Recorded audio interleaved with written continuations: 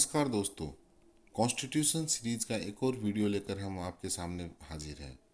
इस वीडियो में हम भारतीय संविधान की प्रियम्बल यानी प्रस्तावना के बारे में बात करेंगे। दोस्तों, प्रत्येक कानून के प्रारंभ में एक प्रस्तावना होती है। प्रस्तावना में उन उद्देश्यों को उल्लेखित किया जाता है जिनकी प्राप्ति के लिए अधिनियम पारित किया गया था। प्रस्तावना किसी अधिनियम के मुख्य आदर्शों और आकांक्षाओं का उल्लेख करती है।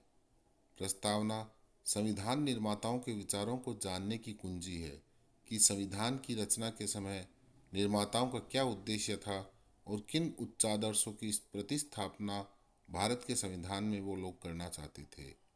यह एक रुचिकर बात है कि भारतीय संविधान का आरंभ प्रस्तावना से होता है, जबकि यह सबसे पहले अस्तित्व में नहीं आई थी। प्रस्तावना संबंधी प्रस्ताव 17 अक्टूबर 1949 को प्रस्तुत किया गया था और यह प्रस्ताव 2 नवंबर 1949 को स्वीकार कर लिया गया था। प्रस्तावना भारतीय संविधान के तमाम खंडों के अलावा संविधान का ऐसा खंड है जिसकी चर्चा के बिना भारतीय संविधान की चर्चा मुकम्मल नहीं हो सकती है। पंडित जवाहरलाल नेहरू द्वारा प्रस्तुत किए गए उद्देश्य प्रस्ताव को ही आगे चलकर भारतीय संविधान की प्रस्तावना के रूप में स्वीकार किया गया था। आरंभ में इस बात को लेकर विवाद था कि प्रस्तावना भारतीय संविधान का अंग है अथवा नहीं, और भारतीय संसद इसमें संशोधन कर सकती है अथवा नहीं। लेकिन समय के साथ सर्वोच्च न्यायालय ने यह स्पष्ट कर दिया कि प्रस्तावना भारतीय संविधान का अंग है और संविधान में संशोधन करने के लिए संसद पूर्णतः अधिकृत है। अब तक संसद ने संविधान की प्रस्तावना में एक बार संशोधन किया है। दरअसल प्रस्तावना को उद्देशिका के नाम से भी जाना जाता है।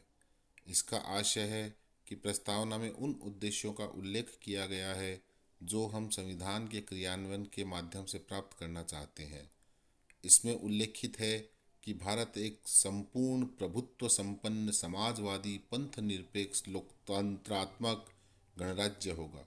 इसके नागरिकों को सामाजिक, आर्थिक, राजनीतिक न्याय मिलेंगे और उन्हें विचार, अभिव्यक्ति, विश्वास, धर्म, उपासना की स्वतंत्रता प्राप्त होगी तथा उन सब के लिए प्रतिष्ठा और अवसर की समता सुनिश्चित की जाएगी। भारतीय संविधान की प्रस्तावना भारतीय संविधान के उद्देश्यों को परिलक्षित करती है। संविधान की प्रस्तावना को पढ़ने से इसमें करीब करीब 4 मुख्य तत्व निकलकर बाहर आते हैं। पहला है संविधान के अधिकार का स्रोत। तो दोस्तों, संविधान भारत के लोगों से शक्ति पाता है। दूसरा है इसकी प्रकृति। भारत एक संपूर्ण समाजवादी, धर्मनिरपेक्ष, लोकतांत्रिक और गणतांत्रिक राज्य व्यवस्था है। तीसरा है इसका उद्देश्य।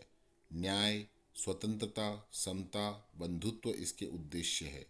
न्याय वह न्याय होगा जो सामाजिक, आर्थिक और राजनीतिक होगा।